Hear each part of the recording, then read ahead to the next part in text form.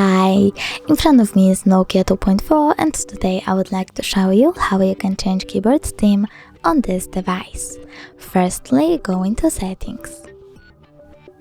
Then scroll all the way down, tap on system, select languages and input, virtual keyboard and your current keyboard, in my case Gboard. Over here you can go into theme and click on show more to see all available options. Now you can pick a color, tap on the switcher next to carry borders to turn them on or off and tap apply.